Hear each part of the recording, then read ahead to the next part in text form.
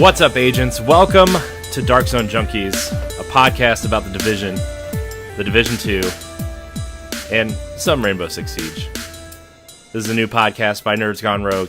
Remember, you can find all of our content on the Arsenal X YouTube page or on ngrradio.com. Joining me for the pilot episode of Dark Zone Junkies is a wise Wisconsinite, Jesse Douglas. How's it going? Yeah! And to my left over here, that retro code, Eddie V, Eddie Fresh. I'm dropping in for this episode, everybody. Yeah! Alright, so, like we kind of announced through social media stuff for Nerds Gone Rogue, we're starting a couple new shows and podcasts and whatnot.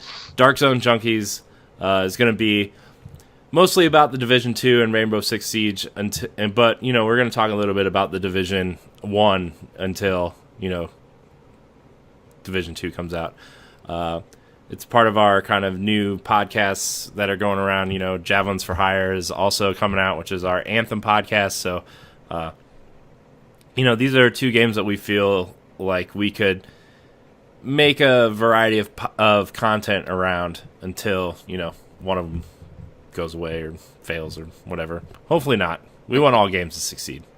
We're not mean people. But if this is your first time joining us, we are part of Nerds Gone Rogue, podcast group that, you know, does a lot of stuff. This group right here is usually the Xbox/Nintendo group. So you can check out Arsenal X and Nintendo Pal Block, but you can also check out Nerds Gone Platinum and Nerds Gone Rogue. But for now, we're going to get into kind of what this show is and kind of what we want it to be. You know, we're kind of... Obviously, it's going to be a different structure than our normal podcasts. You know, obviously, we're not going to talk about what we've been playing. It's going to be about 30 minutes, 35 minutes max. You know, we're going to talk about the news of the week, usually, and have maybe a topic of the show.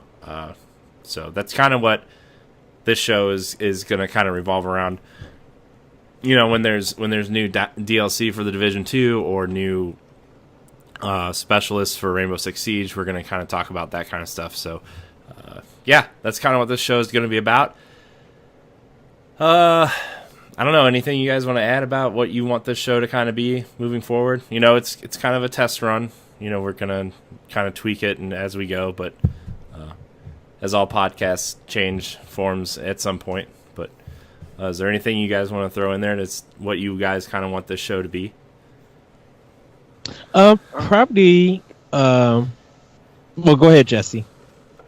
No, go ahead. I just was gonna say, just, you know, like, I think the basics of just kind of getting in, you know, digging deeper into the games, you know, that this is based on is basically, you know, getting into the news, you know, and just kind of, you know, talking about some of the things and, you know, like why we like the Division and Siege so much, things like that, you know. Yeah. We'll just kind of give our outlook. Yeah. What about you, Ed? I think we'll probably try to keep spoilers to a minimum when the Division 2 comes out. Yeah, I mean, to be about spoilers, Ed, to your point, like, maybe we'll keep spoilers to a minimum for the first couple weeks, but there are points where we're going to talk about the story and what happens in this thing, and then when the first incursions, and, you know, they've already announced raids are coming, like, big kind of almost Destiny-style raids, probably not that crazy, but you know what I mean. There's going to be raids coming out too, so we're gonna kind of hold spoilers on those for a little bit until maybe a couple weeks in to those events. But sorry, I just go ahead. I didn't mean to cut you off. And probably any delays, like hopefully the game does not get delayed, or if they got to push content, we'll probably talk about what they're probably going to be doing from there. So. That might be something that people might be interested because hopefully the Division 2 doesn't get delayed, because that's a whole different discussion and episode on its own. No, I should say. Yeah. So But we're gonna kind of jump right into this. The first thing I kind of want to talk about, there is an article kind of, well, a little bit after E3 last year.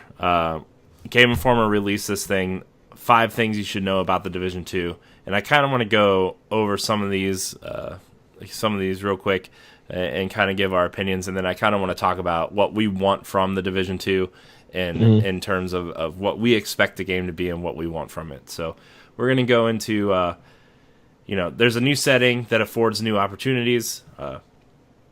We know the game takes place in Washington, D.C. The White House is our base of operations, which is, I think, a cool idea. Although, going from a Midtown Manhattan post office to the White House seems kind of like a big jump. Right. DC is 20% larger than Midtown Manhattan. They're kind of doing their best to create a one-to-one recreation of the city using real blueprints and data and stuff. So that's really cool. They did a really, really awesome job in the Division.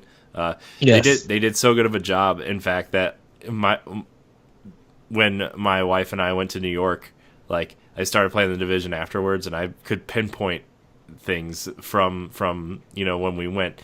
Now they're more generic, obviously, because they don't have the rights to like McDonald's or any of the pizza places or whatever. But like, there's a hotel where our hotel should have been. There's there's pizza places and stuff where pizza places should be. It was really, really, really accurate. There's a few things that were a little bit different, like some of the side streets were taken out, but overall, it was a really awesome representation of New York, and I can't wait to see what they do with DC. So, that's something Ubisoft's done well in most of their games. Watch Dogs, even, Watch Dogs 2 had a really awesome representation of San Francisco and Chicago for the first one. So, they do large areas well. Let's see. Gunplay is going to be less spongy. Thank God. So enemies are going to feel more like real enemies instead of bullet sponges. Ed, we jumped into the Division the other day, Ed, and we were kind of talking about how games as a service, how they've kind of become a thing, and who does it well and who doesn't. And we were talking about the Division a little bit. And one of the things that at least I noticed that they changed in the Division recently was, probably a while ago, but more recently for me since we jumped back in, was the enemies actually go down. They don't feel like bullet sponges really anymore, and that's kind of one thing that they're changing. I'm sure big enemies are like boss type enemies are going to be more bullet spongy. I wonder how they're going to handle that, but that's one thing that they're changing is gunplay is going to be less spongy. Massive is already building out the end game. The end game is going to be full, robust and fully functioning when the game comes out, which was the big kind of, what do you say? The big knock against the first game was the end game, unless you're doing Dark Zone stuff, was kind of like non-existent. Had a great single player or campaign type experience, and the end game was kind of sad until they added a lot of DLC, and then they changed a lot of stuff, and they added the survival mode and stuff. So that's one thing that they're changing. Specializations extend progression. So once you hit the level cap, you can gain access to a suite of specializations, access with new signature weaponry. So they're kind of doing away with the 3 kind of, how you could go in to your agent in the first game and kind of mess around with 3 different types of building like the hallways, like the health tech, and there was another one. Yeah. So they're kind of doing away with those and kind of making more of a streamlined process for that. There's going to be survivalist, demolitionist, and sharpshooter, but you can kind of mold to your own play style, which is pretty cool. The one thing that some people are saying is they're doing away with like healing stuff, where like, you're not going to have that big green circle that you could kind of heal people with. So I don't know what they're going to do with that kind of stuff, but And the last thing that they kind of, well, it's kind of like 4.2. Customization allows for more personality. One of the things Ubisoft wants to push in the Division is more player expression, which is called peacocking in this game. Vanity slots for things that you can only get by achieving certain accomplishments in the game. Think of them like trophies that you can display on your character, or Destiny does a good job of this with emblems and banners and stuff. So they're going to kind of move that way. So those are kind of the 5 things that Game Informer brought to the forefront of the Division 2. Now, I guess we'll start with this first one, the setting.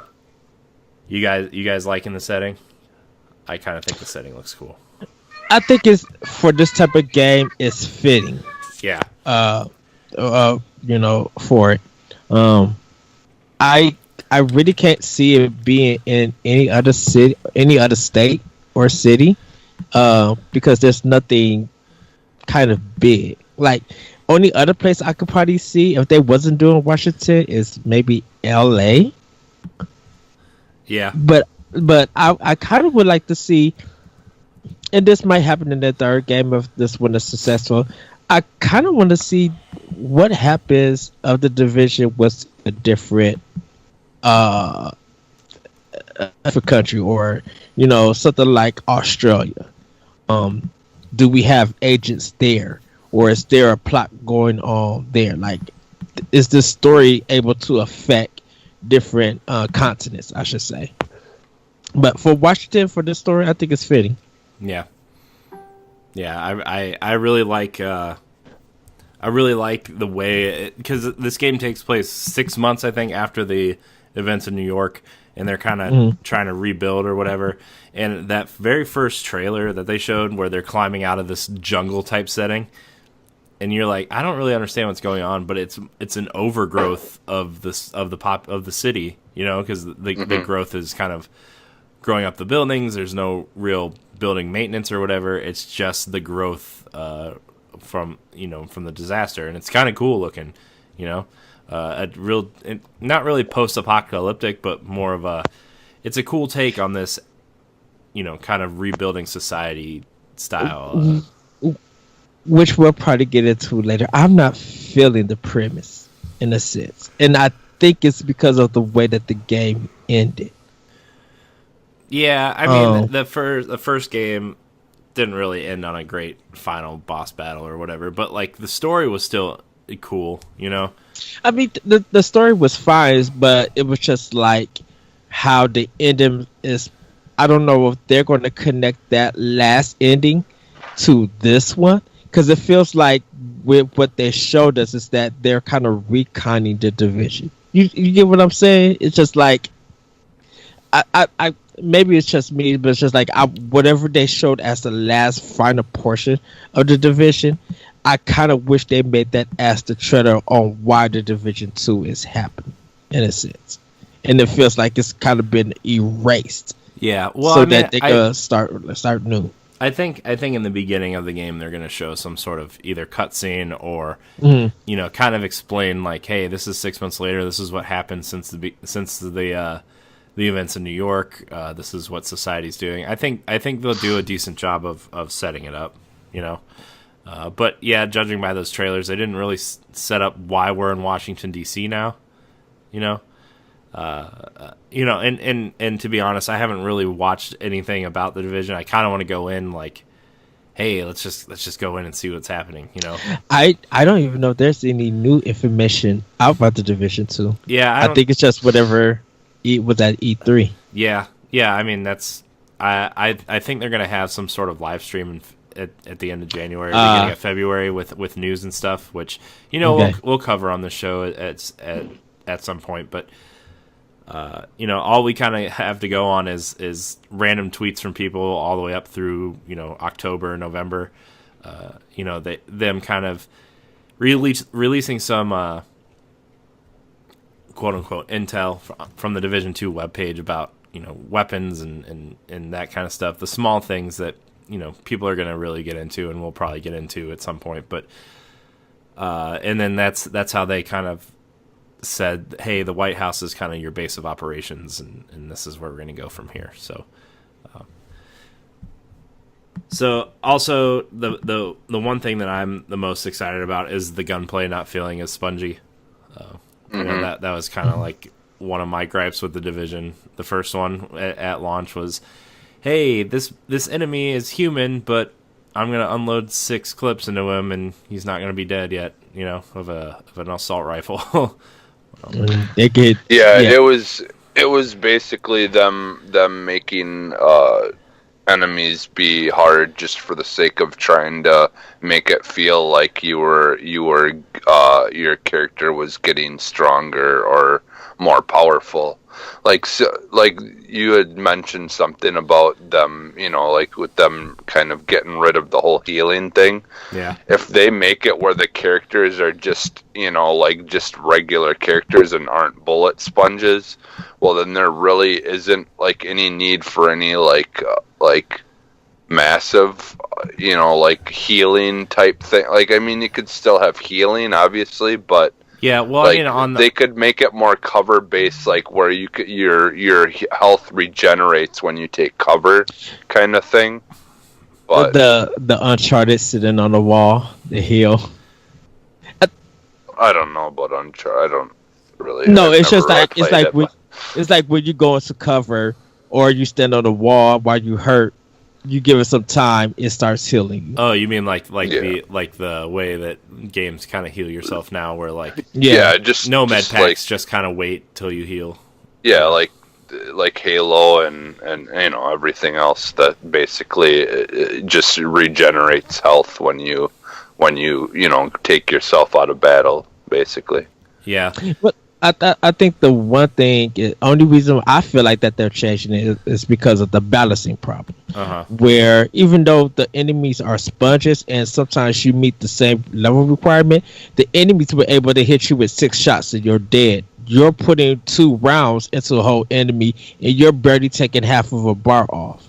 Yeah. So that balancing, hopefully they got that fixed. Like because there was like. Because I think one of the problems was that when your power level was high in it as a character, and maybe you like maybe 14, not 14, maybe 2 or 3 levels higher. If you're playing with a different character and you're going in fighting, it's still like you feel like you're putting about 3 rounds into an enemy, and you got a very powerful gun. So that balance was off. As for I think as for the healing one is that I agree with you, Jesse. Like they'll probably do like a cover based healing. They're probably gonna get rid of the where you if you're playing on Xbox, you're hitting like the LB button, and he does that little snap thing and it heals you, and then it just takes time to load back up to regenerate and stuff. They're probably getting rid of that kind of function. Yeah. Well, like, you know, I'm sure you're still gonna have the med packs like you did in the Division 1, where you hit right bumper or R1 or whatever system you're playing on, and it'll heal you, right? Like a quick med pack, but like the huge green circle kind of area of effect style healing, I'm sure they're getting, you know, that there's going to be a big balancing issue surrounding that. And if combat feels better and is less spongy and quicker and feels more like a shooter instead of an RPG, you know, because like that was the big thing is how do you make a kind of grounded military style shooter but still have the RPG elements, right? And that's kind of what they've been trying to balance since the game launched, the first game. And, you know, I think in a game like Destiny or even something like Anthem, we wouldn't think of something like that because, like, these are big monsters. They're not really realistic. You know, aliens, you know, we don't really have any kind of set way of saying, hey, aliens die just like humans, so they take 1 or 2 bullets and die. Like when you're playing Destiny, like the smaller enemies, take 1 or 2 hits or whatever, but the big boss style enemies take forever, you know. And I think that's something that they've kind of been I don't want to say struggling with, but working to perfect and balance since the game launched. And Ed, judging what we played the other day, they've really fixed a lot of that.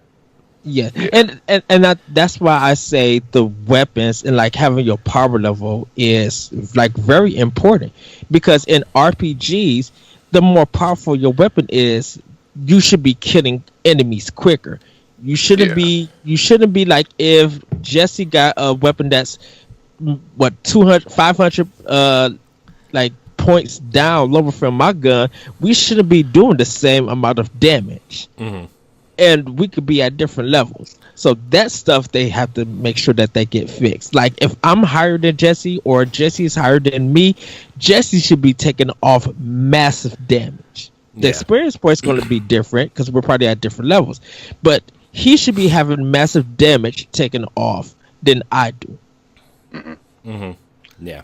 I think one other thing too, like going back to the healing that they could possibly do is like you guys aren't as knowledged about Call of Duty, like the regular multiplayer, but in that, like one of your characters, your healing character, has like a tablet that has like your whole team on the screen when you pull it up, and then he like swipes a screen and like does a couple of taps on the screen, and then all of a sudden it heals your whole entire team all at once.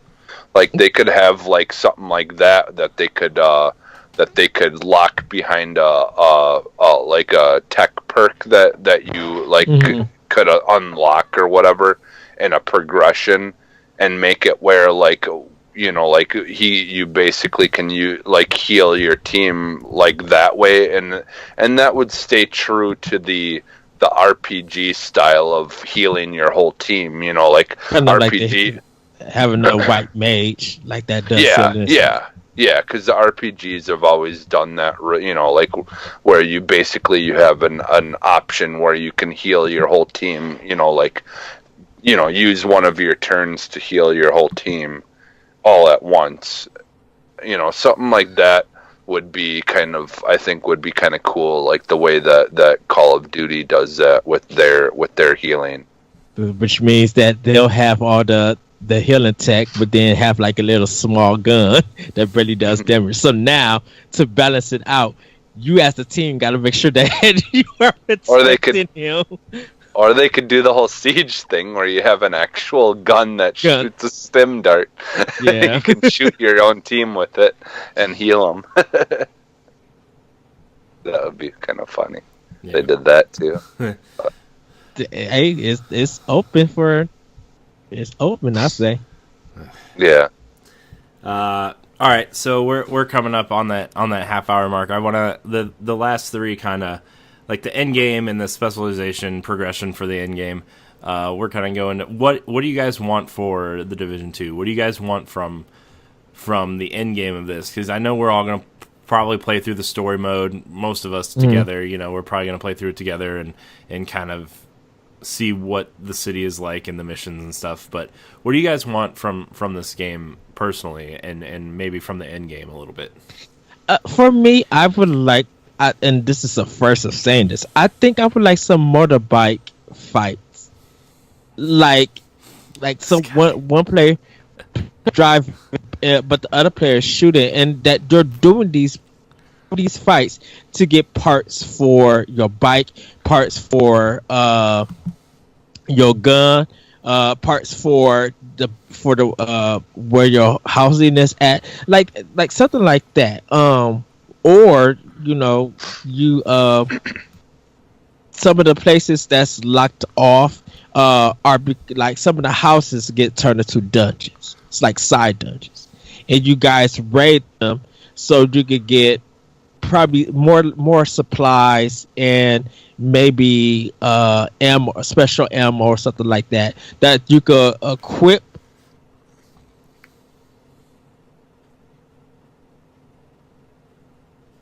Did he freeze? Yeah. You froze a little bit, Ed. Oh, sorry about that. You have a ward like you could play, like your whole crew could play, maybe PC players, maybe PS4 players if they decide to do crossplay. But like us three fighting against Pat and his crew. And whoever wins, Or like we would you have know, like a if they ever did crossplay, like us versus the platinum guys. right. And whoever wins, we get to take a section of their housing for us to use. And the only way they could get it back is that they have to challenge us to another war. But what happens is, if they challenge us to another war, they have to wait a week of it. Once the week pass, bam, it's a wartime. Let's go. Nice. Yeah, so like kind of like they did like almost like what they did in Saints Row, where you can take sections of the town, Yeah. and then you have to like fight and try to win them back and stuff like that. Yes. Yeah, like I would like to see some more like multiplayer type stuff that they add to it. For me, like, I feel like with the first game, they didn't always do a good job of really bringing the story into all the like missions and things that you were doing. Mm-hmm. Sometimes it just felt like it was like, okay, you just go to this area and you clear these people out, and it didn't really make it significant to the story always. And so I think I would just like to see them, like build on the story more with every like action of things that you're doing in certain areas. Like have more, like, even if they had to just have just little cutscenes that kind of build on the story a little bit. Like, they don't even have to be long. Just something to kind of explain why you're doing what you're about to do.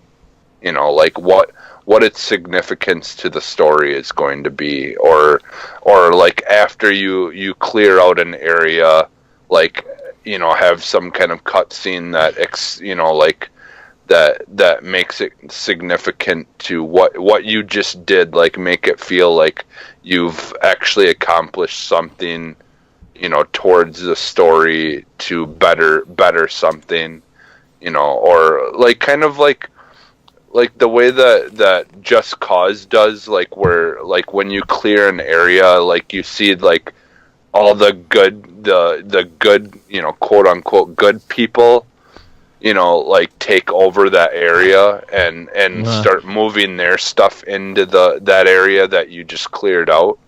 Like something like that, like where like, because they kind of do that a little bit in the first one. Like, you have those areas where the military people are like trying to fight to take a certain clear out an area, and then once you did, like they kind of would be walking around more in that area.